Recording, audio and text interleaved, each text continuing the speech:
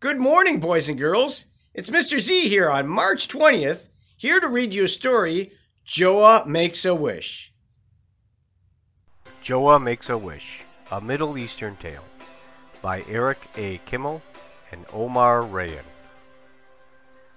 The day was hot, and the road was long. Joha was walking to Baghdad, and he was mighty tired.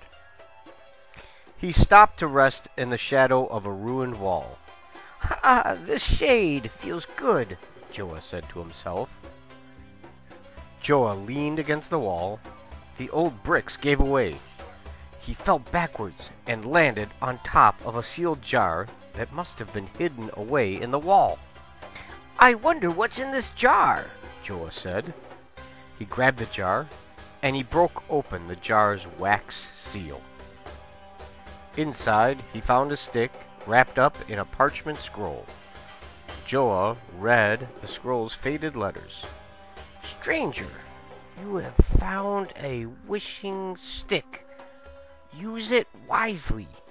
It can make your wishes come true. A wishing stick, Joha exclaimed. What will I wish for? He looked down at his worn-out sandals. I know. I could use some new shoes. Joha held the wishing stick in his hand. He closed his eyes and said, I wish I had a pair of red leather slippers. Poof! He opened his eyes and looked down at his feet. He did not have a pair of red leather slippers. He did not have a pair of worn-out sandals either. His sandals had disappeared. Joha howled with anger. What kind of wishing stick is this? I wish for slippers, and now I don't even have sandals. I will have to walk all the way to Baghdad barefoot. Joha glared at the stick in his hand. You wicked stick! I wish you would disappear. Instead of disappearing, the stick stuck tight to his hand. This made Joha even angrier. I lost my sandals because of this stick. Now I can't get rid of it. He continued down the road to Baghdad, muttering to himself while trying to shake off the stick. You evil stick! You miserable stick! You unworthy stick! Soon Joha heard a great noise coming down the road. Make way! Make way! A troop of the Sultan's guards trotted past. A little donkey followed behind their horses. Joha hurried to get off the road. Those guards are nothing but bullies. It's best to have nothing to do with them, Joha grumbled to himself as the guards rode by. Still, I wish I had a donkey like that to carry me the rest of the way to Baghdad. The guards reined in their horses. Did you hear that? Their leader said. This fellow wishes he had a donkey to carry. Let's make his wish come true. No, no, cried Joha. That's not what I said. But the guards were having too much fun to hear him. They made Joha bend over while they lifted the donkey onto his back. Down the road they all went, with Joha following behind, carrying the donkey. Everybody on the road stopped to stare. What a sight! They'd often seen a man riding a donkey. How often does anyone see a donkey riding a man? Hee-haw! Hee-haw! The donkey brayed and kicked. The poor animal didn't like being carried any more than Joha liked carrying her.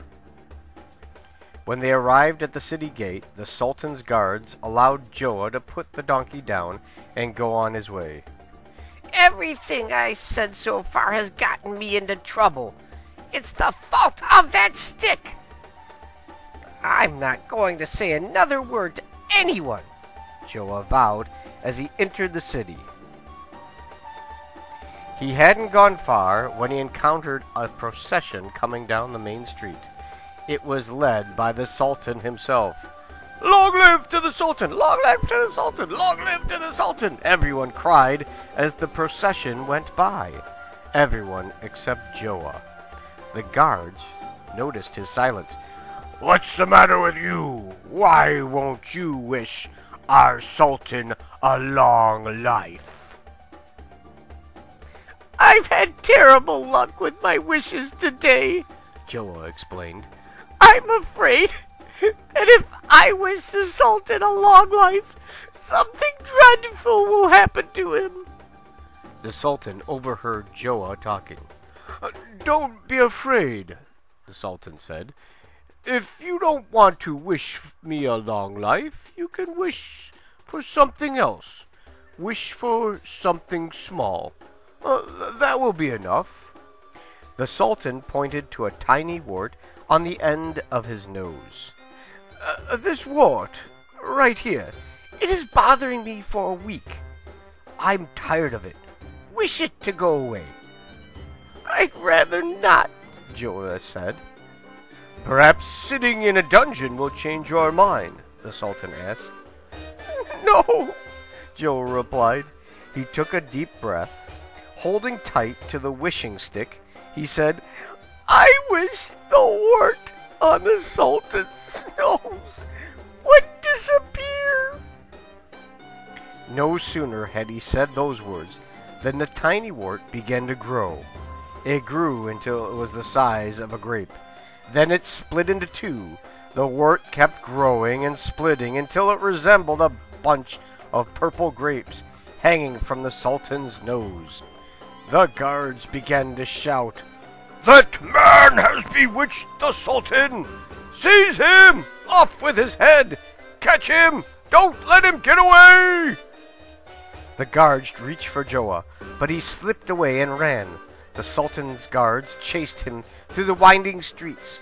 Joha couldn't run much further on his aching bare feet. Quickly he turned down an alley. He saw the entrance of a shop beneath an awning. The shopkeeper was sitting in front, reading a book. Joha ran up to him. "Hide me from the Sultan's guards," he pleaded. "In here," the old man said. He lifted the lid of the chest. Joha climbed inside, and the shopkeeper closed the lid. None too soon. The Sultan's guards swarmed into the alley. "Did you see a man go by here?" they asked the shopkeeper. "He carried a stick and wasn't wearing any shoes." The old man shrugged. "I haven't seen anyone like that." The guards moved on. The shopkeeper helped Joha out of the chest. "What is this all about?" he asked. Joha described everything that had happened to him from the moment he found the wishing stick in the jar. "All of my misfortunes have come from this stick," Joha wailed. "This stick is a disaster." "A wishing stick," the shopkeeper exclaimed. "Now, that's something very rare. May I see it?" Joha held out the stick, which was still stuck to his hand. "Ah, no wonder you're having such bad luck," the shopkeeper said. "You're holding the stick upside down. The notched end belongs on the top. If the stick is upside down, your wishes will be upside down too." "What should I do?" Joha asked. "Turn the stick around and make a wish." Joha turned his wrist so that the notched end was at the top. "I wish the stick would fall from my hands," he said. The stick clattered to the ground. Joha stretched his fingers. He picked up the stick the right way this time and said, "I wish I had my own sandals back." Poof! His sandals suddenly appeared on his feet, as dusty and worn as if he had never taken them off. "This wishing stick is a wonderful thing if you know how to use it," said the old man. "However, before you make any more wishes, you need to go back to the Sultan and fix his nose.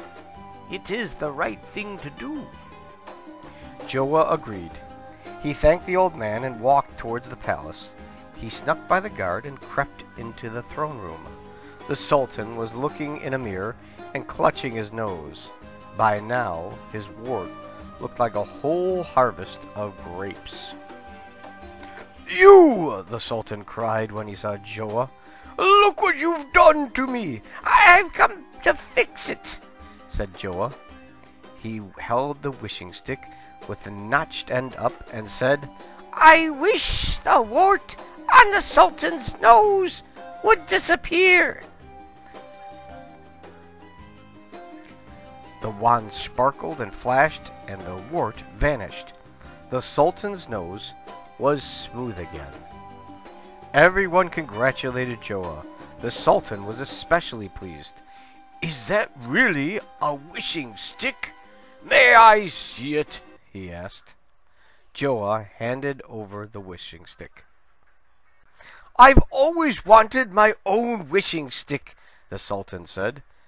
"Now I can add this to my treasures." He gave the wishing stick to one of his servants. "Put this stick in my private chamber. I will be there shortly." He stroked his beard. "What should I wish for?" But, cried Joha. He had never meant to give the Sultan his wishing stick. "Oh, I see what you want," the Sultan said. "You'd like a reward in return. That's fair. What can I give you? How about a donkey? Yes, a donkey will do." He ordered the guards to bring a donkey from the stables and give it to Joha. It turned out to be the same donkey that Joha had carried all the way to Baghdad. "Well, donkey," Joha said as he climbed onto the donkey's back, "I carried you once to Baghdad. It's only fair that you carry me now out of Baghdad." Together they rode away. As they passed through the streets, Joha asked the donkey, "Donkey, do you think I should go back and tell the Sultan he has to hold the stick the right way?" "Hee-haw! Hee-haw!" the donkey brayed. "I agree," said Joha. "He can figure that out for himself." But he never did. The end. I hope you enjoyed that story. We'll see you soon. Bye-bye.